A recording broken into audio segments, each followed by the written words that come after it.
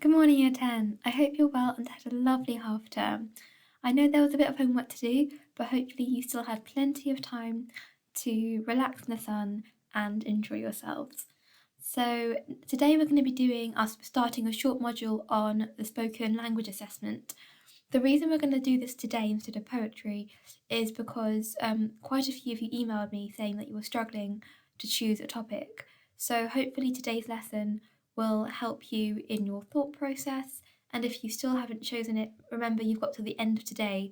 So hopefully this lesson will help you finalize your thought process and come to a conclusion on the topic for your spoken language assessment. So without further ado, let's get started with the do now. So what makes a confident speaker and what strategies do they use? So please could you pause the video for about 5 minutes to jot down some ideas. Okay, so speaking and listening assessment preparation. Please could you write the date and that as your title. So today I'll be focusing on what makes a great speech. So, your speaking and listening requirement. When you return to school, you'll be undertaking your speaking and listening assessment. This is a requirement of the OCR exam board, but it will be marked separately from your GCSE. You will receive either non-classified, which is a fail, pass, merit, or distinction. Your speaking and listening grade does not affect your English language grade, so I can't stress that enough. If you barely scrape a pass, that doesn't mean that it's going to drag down your overall grade. If you get a distinction, sadly, that won't, enhance your overall grade. So the key thing is you pass. You need to pass this assessment in order to pass your English language unit. So you don't pass English language unless you pass this assessment. However, I have no concerns about any of you. I am very confident that everyone will pass. So, the assessment criteria. To be awarded a pass, merit, or distinction, a learner must be audible and use spoken standard English, which, for the purposes of the spoken language assessment, means that a learner must be intelligible, so one must be able to understand you, and generally use language appropriate to the formal setting of the presentation. So I know we sometimes joke about use of slang, so words like tight, sick meaning good, those words are not appropriate for the spoken language assessment, though I'm sure you probably worked that out yourself. So you want to use the highest quality vocabulary that you can. So remember I told you I advised you to subscribe to Merriam-Webster. That's a great way to enhance your vocabulary, or just doing a lot of reading. You can pick up new words that way as well. So these are the criteria for the various categories. So let's go through it together. So pass.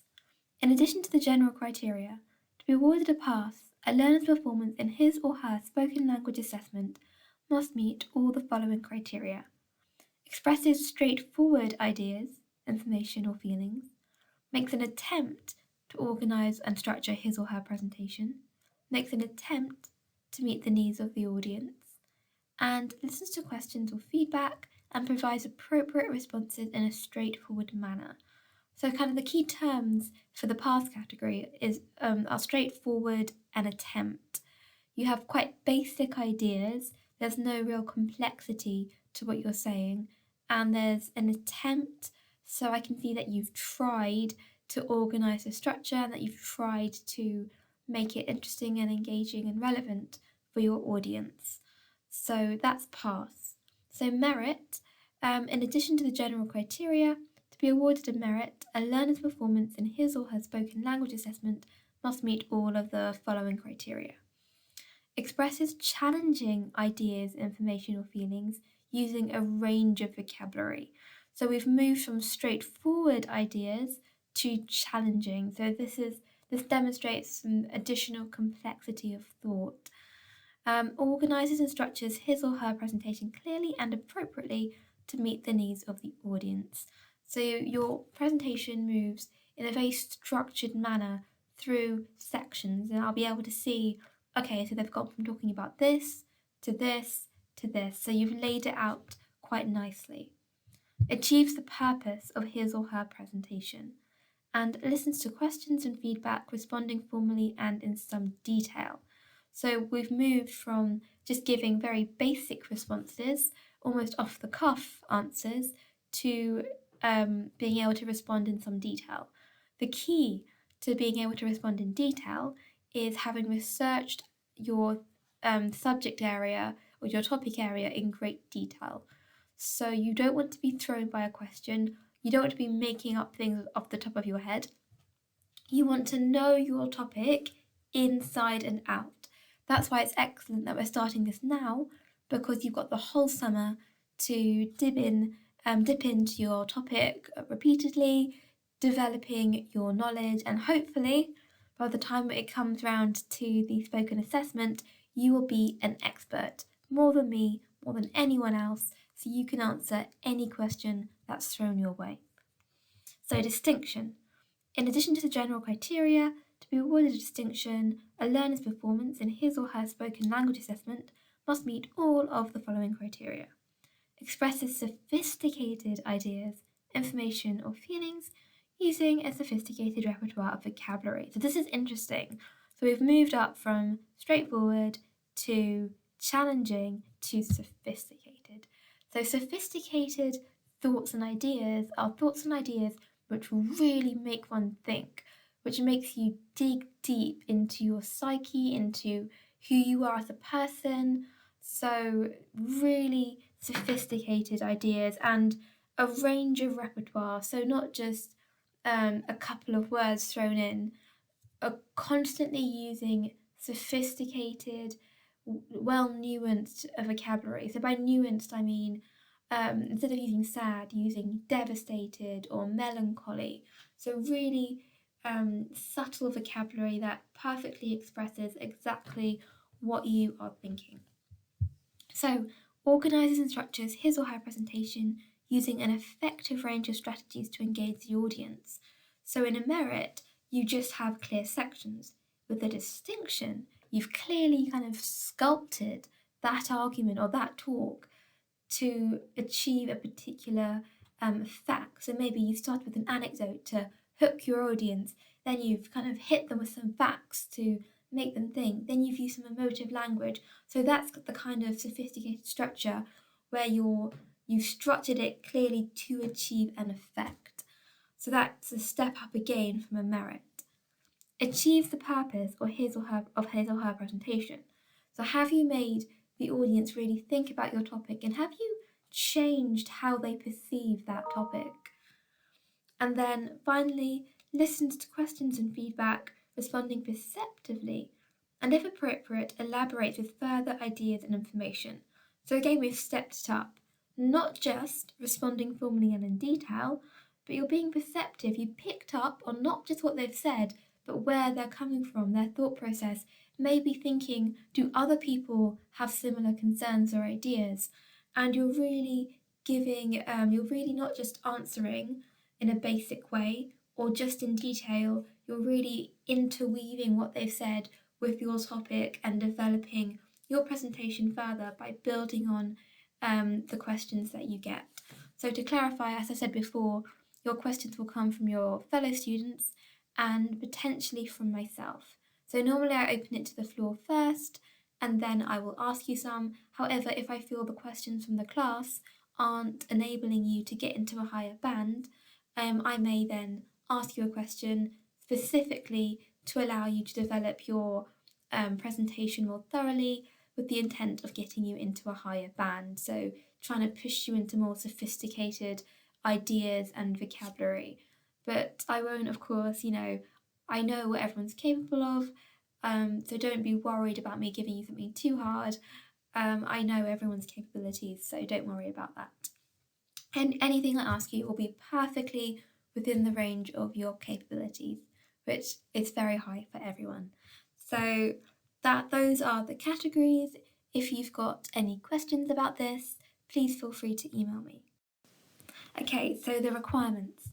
The spoken language assessment requires learners to create a spoken presentation followed by questions from the audience.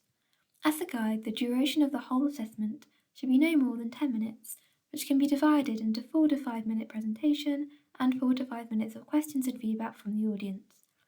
Learners can choose any topic to speak on, but to achieve the higher grades, the topic needs to involve a level of complexity. Your choice of topic could limit the potential of your presentation, particularly in terms of expressing straightforward, challenging, or sophisticated ideas and information. So I think I mentioned before, if you just, let's say your topic is football and you talk about why you like football, maybe give an anecdote of a game you played, and then finish by saying why football is good. That isn't necessarily, you could potentially make that sophisticated, but it'd be very difficult if you just kind of talk about it as a hobby. So, I've really enjoyed football all my life.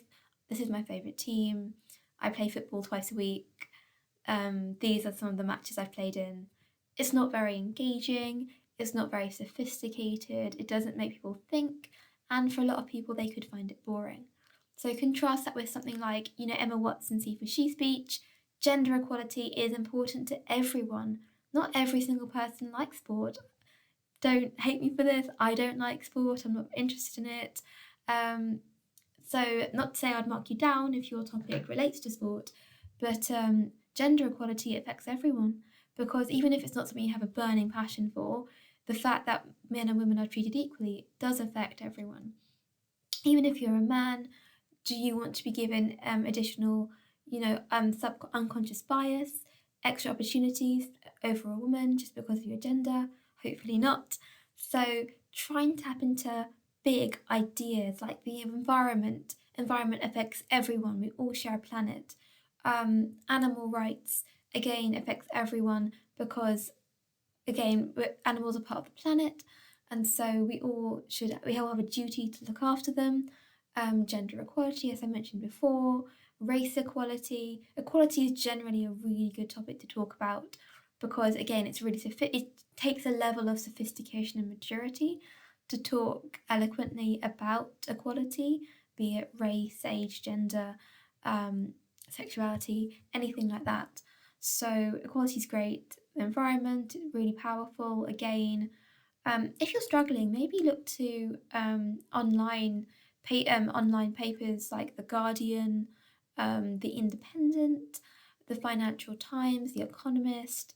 Look to those kind of newspapers and magazines and articles, and maybe they'll give you some ideas, because it would really be sad if you limited yourself by choosing a topic which didn't enable you to show sophistication. So I'm not saying, just to clarify, you can talk about sports and hobbies, but it's really important you link it to deeper ideas. So if you did, let's say, dance, or I don't know, high jumping or horse riding, those are fine provided you link it to a deeper idea. So horse riding, you could link it to, some people think we shouldn't have horses in stables, they should all be free, or the importance of horse riding or sport for mental health.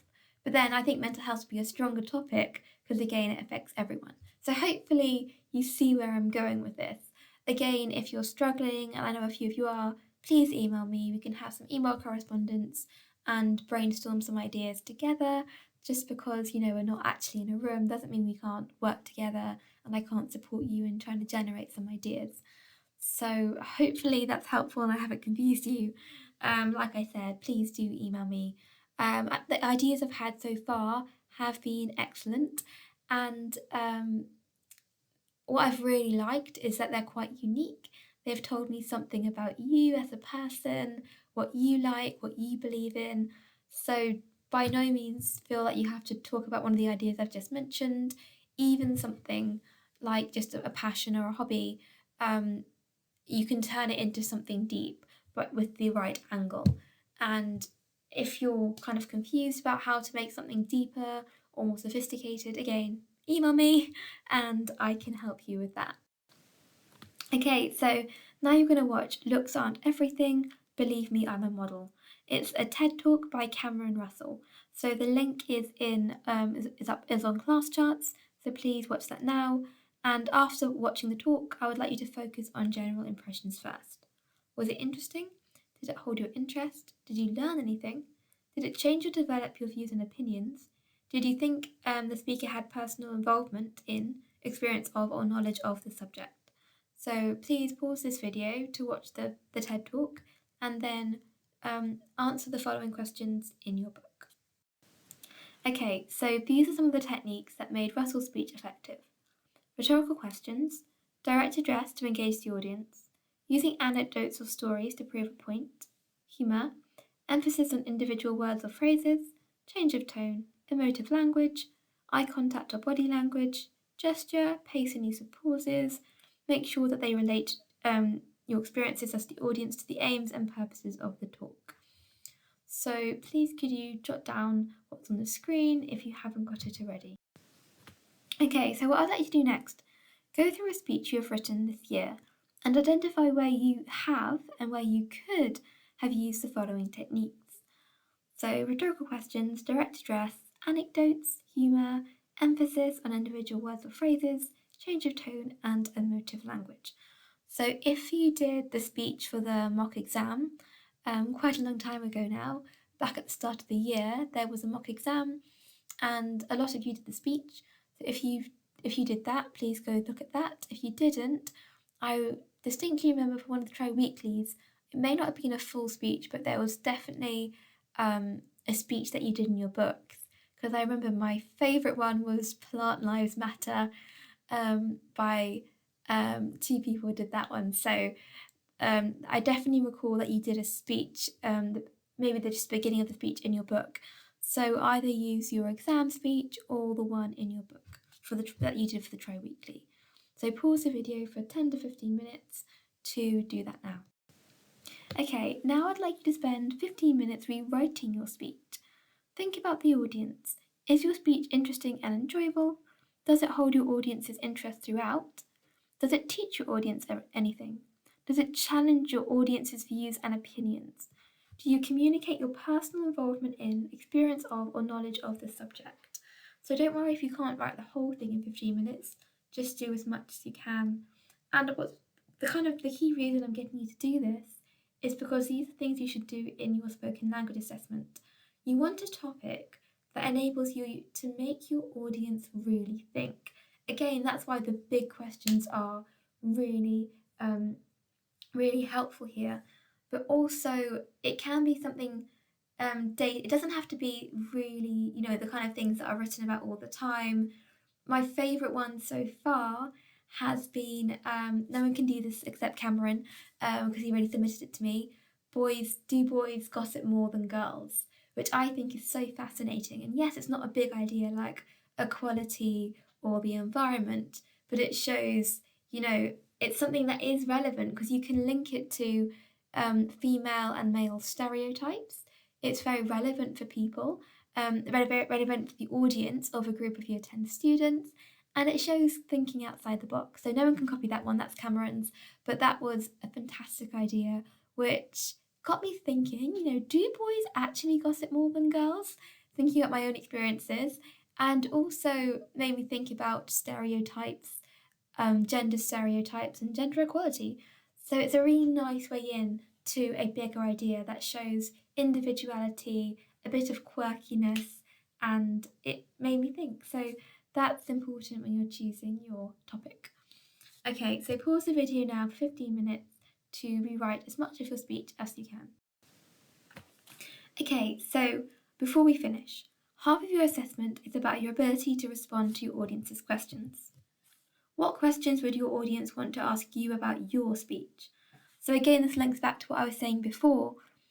You need to be an expert on your topic. More than me, more than anyone else in the class, you've got to know that topic inside and out.